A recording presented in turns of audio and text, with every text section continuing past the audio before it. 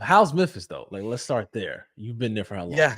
I've been in Memphis since January 2024. So it's Mhm. been about a year and a half, and a couple more months. And it's been different in a sense. I was originally raised in a small town called Battle Creek, Michigan. Many people don't know where that town is, but I always say we are responsible for your childhood in that Kellogg's Post Mhm. cereal there factories were there. So Okay. all of the cereals in which we all enjoy, the fruity pebbles and frosted flakes and all of those things came from um Battle Creek. And so from there I moved to Chicago and then ended up in Memphis. And it's a bit different in that much slower pace than Chicago, but it gives me the same homey feel and vibe that I got when I lived in Battle Creek, Michigan. So I'm enjoying it. I definitely feel like I have 100% came for God and the things that the Lord has sent me here for, because other than that, Memphis would have not been on my radar. But uh, Yeah. it's cool with culture. Still trying to look for the good food spots. Haven't found those just yet. But Yeah. I'll find that Memphis barbecue that everybody talks about at some point. Yeah. I don't necessarily think the Memphis barbecue is all of that, but Thank you. that's Thank what you. they say. That's what they Now say. people want to fight me when I say it, but you've lived here for some time before Yeah. I got here. So hey, Yeah. Definitely not all that. So talk yeah. to me. How did you know it's time to transition from Battle Creek to Chicago to Memphis? Yeah. The crazy thing is at each level of those transitions, they were always marked by a spiritual movement. Whereas in from Battle Creek to Chicago, my hometown pastor had just completed his tenure with pastoring. He was going on to take care of his family, to take care of his kids. And so there I was like, Lord, where do I spiritually fit? Is there another house? Is there another place for me? And the Lord was highlighting a church in Chicago. And so I would drive every week. There was about a 2 hour drive, sometimes a two and a half. I would drive every week to this church in Chicago while I was being fed. And it started with just me driving. And then eventually I was like, man, I feel like this is my place. These are my people. So a job opened up with that church. And then that was the entryway into me moving into Chicago. Didn't apply for the job, didn't ask for the job. I was sought out for the job, and that's how that happened. The same way, in a sense, with moving to Memphis, as some transitions with the ministry were happening. The I was just trying to figure out, Lord, where do I fit? And there was a church. There is a church here in Memphis, Reformation, with Pastor Brandon Clack, that I would watch all the time on YouTube. And one day I reached out to the pastor. I was like, hey, I just feel like I'm supposed to be there, but I do not want to move at all to Memphis. And he was like, hey, talk to your wife, see what she says, and let me know what she says, and then we'll talk. And so me and him had talked, and it was never a, hey, I have this for you, I have this job, none of those things. This time it was more so, if you feel like this is God, then I would suggest that you follow him into what seems like safe soil. And I think one of the things that really I had to come to grasp with was the understanding that if God is in a place that I am not too fond of, will I not follow him where he is into the land that's flowing with milk and honey, into the stream of water in a dry place? Will I not follow him there because I want some place that is more sexy, or that has maybe more stuff for me and my wife to do, whatever the case is? And when I thought about that, one of the things I replayed in my head, and I remember it like it was yesterday, is if God is there, I'll follow him anywhere, because what is my life if I'm not doing what God has called me to do? And I think there are many other things in our world that can give us passion, drive, all of those things. But there's, I think, something innately in all of us that wants to be walking in our purpose and our destiny and our calling. And I felt like purpose and destiny and calling was calling me to Memphis. And reluctantly, but following God, I said, Memphis, here I come. And that's how I packed me and my wife up, and we moved here in January of 2024. Okay, wow, wow. So a few months shy of me leaving, you were coming in. That's crazy. Exactly. Exactly. That's crazy. That's crazy. So you were moving with a wife, right? That's Right. not the case Ooh-wee. for a lot of men, True. particularly nowadays. I think um I'm observant and I'm Right. and seeing the way culture is going, being Hmm. quote unquote a bachelor is the thing, right? Right. Hello. Marriage is more and more optional, if you will. Hmm.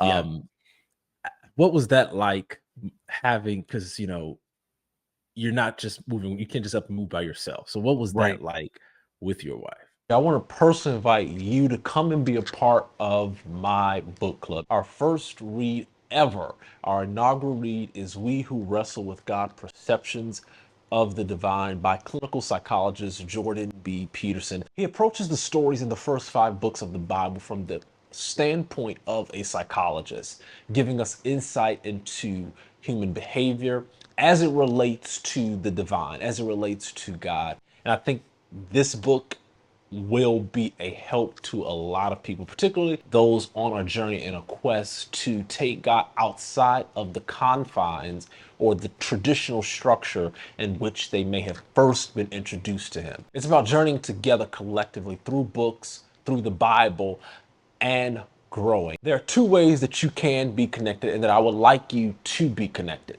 Number one, join the Instagram channel. If you go to my personal Instagram, I am Jay Shakur, or if you go to Shakur's Book Club on Instagram, you will be able to join the book club channel there. Daily updates, daily inspiration there. But also, I want you to go to shakursbookclub.substack.com. There, you can sign up and be on the mailing list. You receive a newsletter where you get more detailed synopsis, more detailed information, and a periodic readout from me about the book of choice for that particular time. Again, I want y'all to come and be a part. I think it's going to be great. I think it's going to help a lot of people. Not only do I think you lead other people when you become a ferocious reader, but I think you begin to better lead yourself, to grow yourself. So come and be a part. How did that transition go? The crazy thing is, both of the times that I moved, I was with the same woman. In that, when I moved from Michigan to Chicago, we were just dating then, and then Mhm. when I moved from Chicago to here, we were married. And both of those times, now that I think about it, it was marked by her first saying her disagree. I won't say disagreement. It was first marked by her just sharing her raw feelings about the move. When I moved from Michigan to Chicago, she was like, "Hey, I'm not gonna stand in between you and God, but I don't do long distance relationships." I said, "How you gonna say you don't do long distance relationships? That's standing between me and God." Because it's like, I want you, but I'm also gonna go after the things that the Lord has called me to. And then I remember when I had moved, she would every other weekend she would drive down to come and see me, and she would also visit the church. So she would drive every other weekend to come and see me, and that is when I always knew. I definitely believe in the myth that people say of, as soon as you meet this woman, that she is, your wife, or whatever the case is. And that was 100% the story for me when her and I reconnected. We have a long love story of going back to high school, but when we reconnected after college, I was like, oh no, I think this is the one. So we were dating for some time, but it really was cemented that marriage was going to happen. I was going to marry her when, although she was not one that enjoyed or did long distance, she did it for me, coming every other weekend to Chicago. So then fast forward to the move from Chicago to Memphis. I remember telling her, and she's huge in family. We have a great family, especially her mom and her dad and all of her sisters. They're really close. And so Chicago to Michigan, like I said, a 2-hour drive. So she would have the opportunity to go back via car whenever we wanted to. And moving from Chicago to Memphis, that was done. That was gone. So I remember her saying, I don't know. And I was like, wait, I feel like this is what God is calling me to. Are you gonna kind of make me choose between my wife and God? And she said, I'm not gonna make you choose. She said, I just don't know. And I was frantic. I started calling my guys. I'm like, yo, like, what does this mean? What am I supposed to do? I feel like this is God, but I also feel like the Lord led me to marry her. I feel like this is the one I'm supposed to be with. All of those types of things. And then one of my guys just uh, gave me comfort in knowing that if God also led me to marry her and is also leading me to move to Memphis, God cannot contradict himself. Both of these things will work. And maybe 2-3 weeks later, she comes back and she's like, I was just mad because I don't want to move to Memphis. But after praying, I feel like this is what we're supposed to be doing. I said, well, God, I'm glad, because he was going to be the only one that had to say something, because whatever I was saying was not working. So that was really kind of the earmark that moved us from there to here. And it's been something that, like I said, God never contradicted himself in what he led me to in my love life, and yet what he's calling me to do spiritually as I pursue my purpose. Both of those things worked. That's amazing. Yeah, man. Walk me through, I guess, you said you're a believer in once you meet the person, you know instantly. Yeah. Walk me through, how do you know that's true? How do I know that you know when you meet the person? Yeah. Yeah, for me, and really in that I can only speak by personal experience and some other men that I know, homeboys that have wives, so on and so forth. We all kind of have some of the similar testimony. Um, and one of the reasons that I know that is true is because, one, it's like sometimes when you meet the person that you feel like this could really be it. It's like certain ways that you would go about typically talking to women, or typically engaging with someone of the opposite sex. You would kind of throw all of those things to the side and focus in a different manner that you typically would not when you've met the right one, or when you meet the one that you feel like could go all the way. In addition to that, I feel like it's almost just like an internal knowing. And I know it is hard for our culture in our day to rest assured in there are just some things that are unexplainable. And I think this is one of the reasons that it is hard for people to really grasp who God is and their walk with God, because there are just some things that you cannot explain. It's like you have to be there to understand it. You have to have been in my shoes to know that the thing has really happened.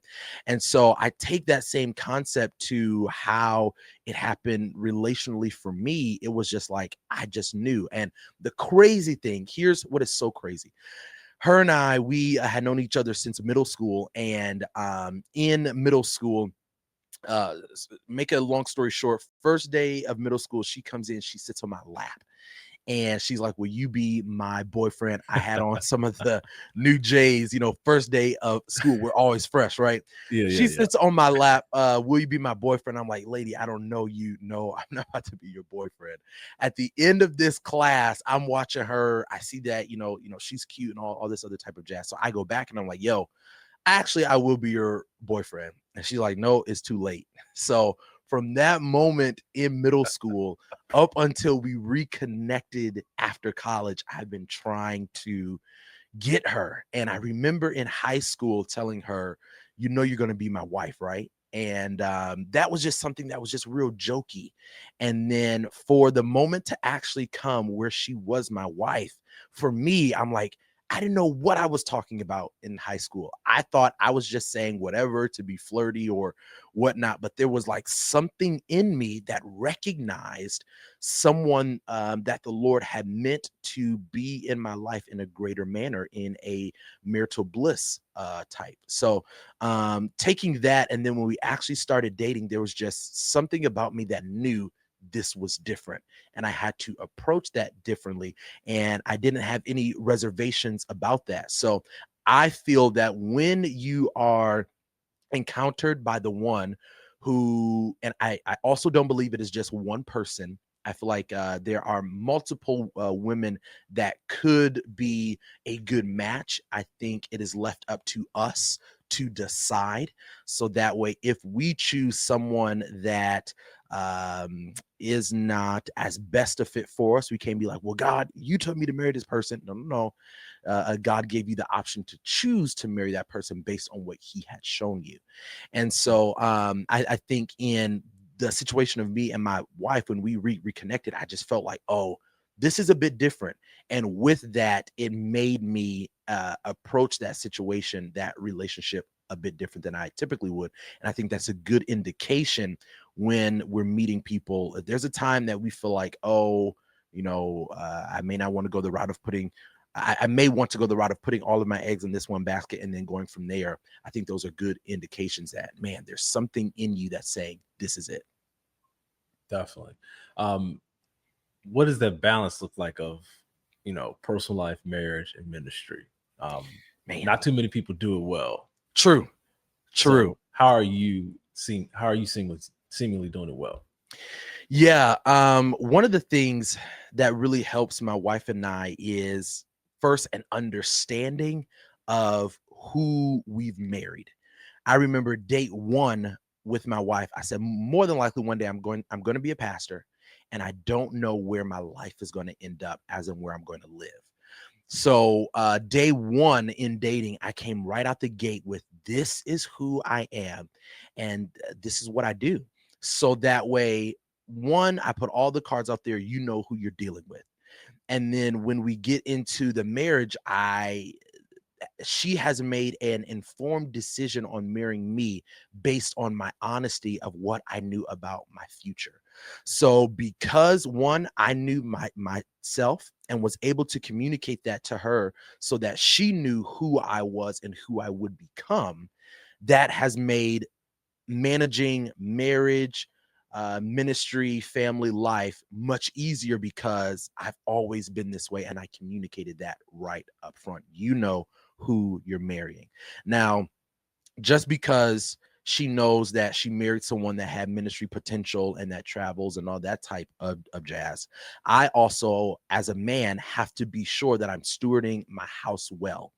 In that, I am very aware of, man, if I've been traveling for 2 weeks, the next trip I need to make maybe 2 or 3 weeks later. I need to spend time at home.